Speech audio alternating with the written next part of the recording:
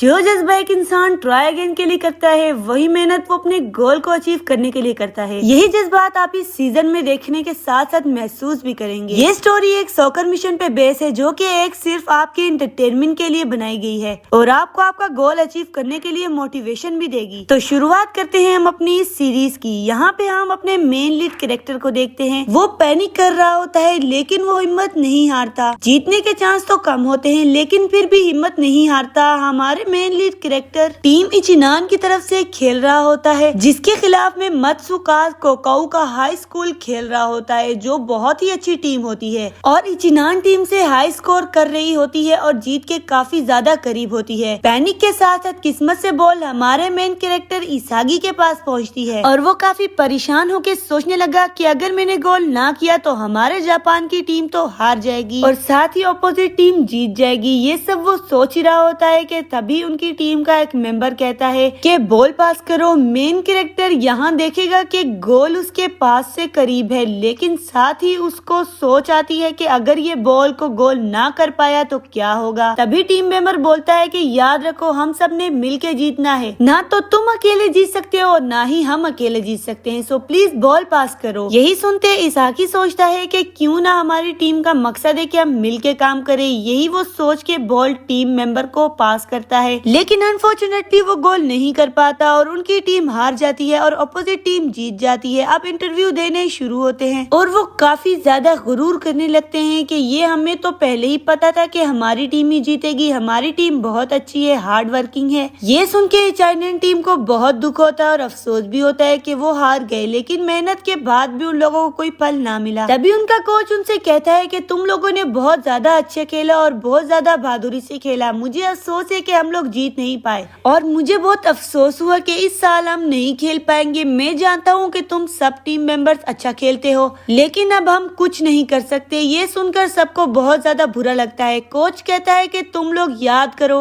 हमने कितने ही पल एक साथ गुजारे और कितनी ज्यादा प्रैक्टिस की साथ में। तो ये सुनते सारे मेंबर्स रोने लग गए। इसागी को अपने पर गुस्सा आया। तभी सैड मूड के साथ सब लोग घर वापस जाते हैं। हमारा मेन कैरेक्टर घर जाते एक ही बात सोच रहा होता है। वो अपने आप से यही कह रहा होता है कि सॉरी नौसामा, मैं तुम्हारी तरह एक अच्छा प्लेयर ना बन सका। दरअसल नौसामा एक बेस्ट यूरोपियन सोकर चैंपियन था, जो कि उन सबका आइडियल था। इसके बाद साकी, जो हमारा मेन कैरेक्टर है, लगातार इसी मैच के बारे में सोचता है और वो चिल्लाकर अपनी किस्मत पर रोने लगता है कि काश वो इस मैच को जीत जाता। तभी वो उदास अपने लाउंज में यहाँ वहाँ फिरता है। उसकी मदर आके उसको कहती है कि तुम्हारे नाम पे सोकर वालों की तरफ से एक लेटर आया है।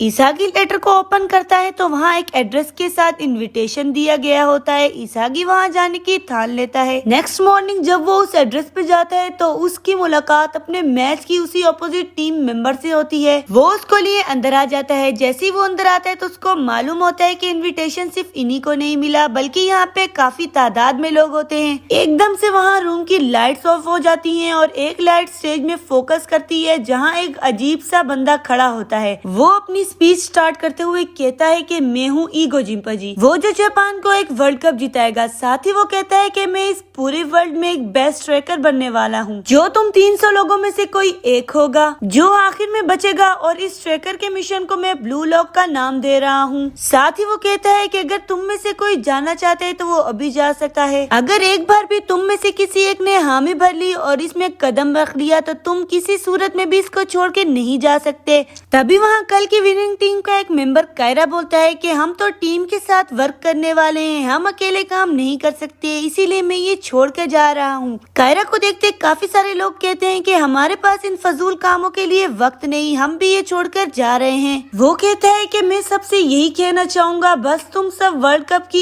एक नंबर स्ट्राइकर बनने की अपॉर्चुनिटी को खो रहे हो। साथ ही वो कहता है कि तुम्हें क्या पता कि सोकर होता क्या है, और बोलता है तुम्हें पता है मैं सिर्फ एक टीम की वजह से वीक था। अरे एक गोल करने में एक टीम में से सबसे ग्रेटेस्ट वही होता है जो गोल करता है। और 11 जो कि कल की टीम का विनर था, उसको गुस्सा आता है। वो कहता है कि अपने अल्फाजों को वापस लो, तुम हमारी तो का किसी की टीम के बारे में भी ऐसे बात नहीं कर सकते। तभी ईगो जिम्पाजी उसकी बात काट के बोलता है कि तुम खुद ही बताओ कि आज तक जापान वर्ल्ड कप क्यों नहीं जीता। ये सिर्फ और सिर्फ टीम मेंबर्स की वजह से होता है। तुम टीम मेंबर्स पर ध्यान देने के बजाय अपने गोल पर ध्यान क्यों नहीं देते। यहाँ तक कि वर्ल्ड कप के बड़े प्लेयर रोनाल्डो और मेसी ने भी सिर्फ और सिर्फ अपने आप पर ध्यान देकर ही अपना एक मकाम बनाया है। दूसरी तरफ इसाकी स्पीकर की बात से एग्री करता है और कहता है कि अगर मैं चाहूँ तो भी कैसे करूँ। तभी ईगो जिम्पाजी उन्हें एक स्टोरी इमेजिन करवाता है कि सोचो तुम वर्ल्ड नंबर 1 स्ट्राइकर ऑडियंस से घेरे मैदान में हो और अपनी ऑपोजिट टीम को एक गरूर से देख रहे हो और दोनों टीम्स के स्कोर 0-0 हो और तुम्हें यकीन है कि जीतने वाला सिर्फ और सिर्फ जापान है और एंड पे तुम गोल के बहुत करीब पहुंच जाते हो और जापान को जिताने के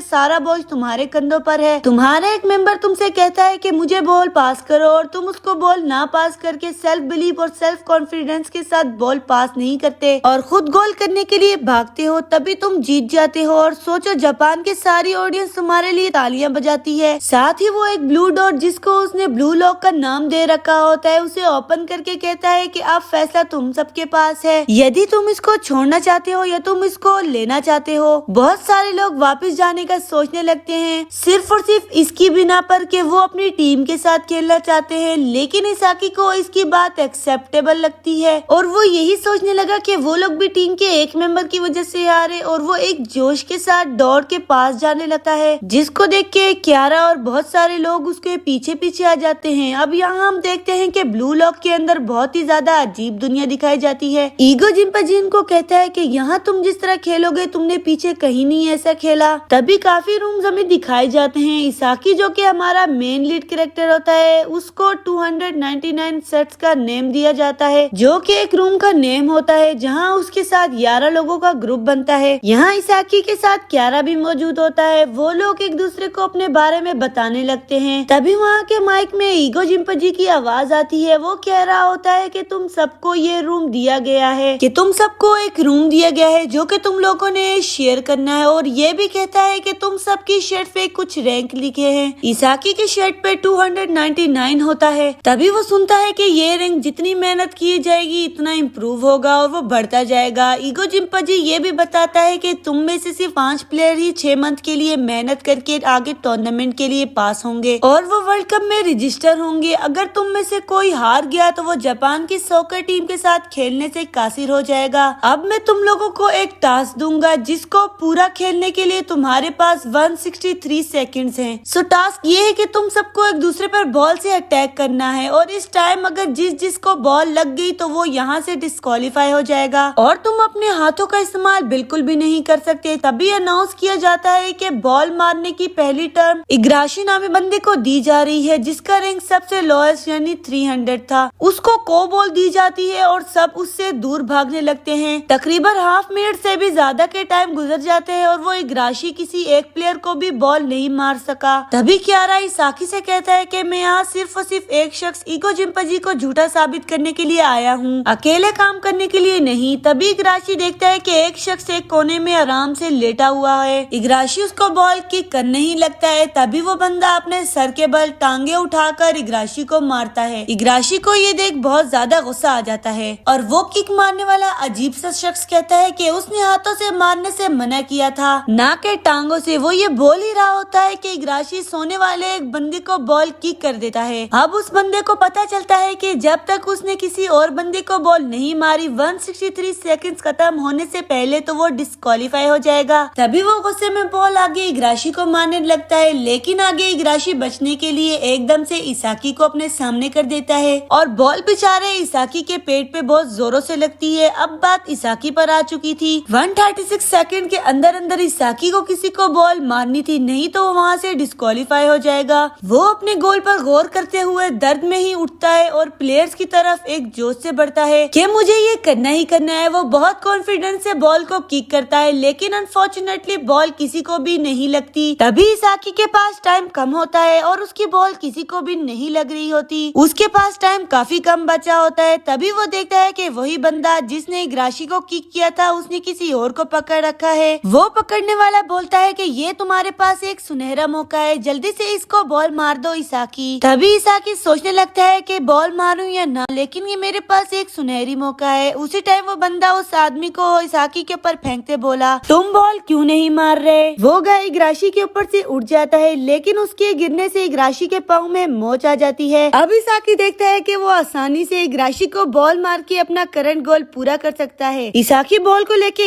इग्राशी की तरफ बढ़ ही रहा होता है कि इग्राशी बोलता है कि प्लीज मुझे बॉल मत मारना, मैं डिस्क्वालीफाई नहीं होना चाहता। तभी इसाकी सोचता है कि मैं एक दफा बॉल ना पास करके अपने टीम मेंबर का दिल दुखा चुका हूँ और हार चुके हैं, क्या मुझे इग्राशी की बात सुननी चाहिए। दूसरी तरफ इग्राशी उम्मीद हार कर अपनी आंखें बंद कर देता है और सोचता है कि अब तो मैं गया। ऑलमोस्ट 5 सेकंड के बाद जब वो आंखें खोलता है तो देखता है कि इसाकी ने उसको बॉल नहीं मारी, क्योंकि इसाकी ये फैसला कर चुका था कि अगर उसको हाई लेवल पे जाना है तो उसको अपने ही रैंक के किसी हाई प्लेयर को हिट करना होगा। तभी इसाकी अपना रुख मोड़े उस गाय की तरफ जाता है और वो गाय उसको देखते कहता है कि तुम मुझे काफी पसंद आए, और वो इसाकी से बॉल लेता खुद को खुद ही टच करता है। बॉल टच होने की वजह से अब ये मिशन उसी गाय की तरफ आ जाता है। वो गाय बॉल लिए कायरा की तरफ बढ़ता है। वो गाय कायरा पे अटैक करने के लिए बढ़ता है तो कायरा किसी न किसी तरह उसी पर अटैक करके आगे बढ़ता है और वो बच जाता है। उस गाय का टाइम फिनिश होने लगा होता है। वो कायरा की बैग पर बॉल फेंकने लगता है। तभी बॉल कायरा से बच के इसाकी को लगने लगती है, लेकिन इसाकी पे क्योंकि बहुत ज्यादा कॉन्फिडेंस आ गया था वो बहुत ही जोश से बॉल को किक करता है। वो बॉल सीधे जाके कायरा को लगती है और साथ ही उस गाय का टाइम भी फिनिश हो जाता है। तो ये देखा हमने अपनी ब्लू लॉक की पहली एपिसोड में कि किस तरह हमारा मेन लीड कैरेक्टर हार के बाद जीत की कश्मकश में लगा हुआ है। सो इससे हम ये अंदाजा लगा सकते हैं कि आगे की जीत भी हमारे कैरेक्टर इसाकी की ही होगी। गाइस इसीलिए तो कहते हैं ना कि जो चीज चाहोगे वही मिलेगी। इसाकी को भी उसकी मनचाही चीज मिल ही गई। सो इसीलिए अगर आप आगे इसाकी की कामयाबी की स्टोरी सुनने चाहते हैं तो बने रहिए हमारी इसी सीरीज के साथ।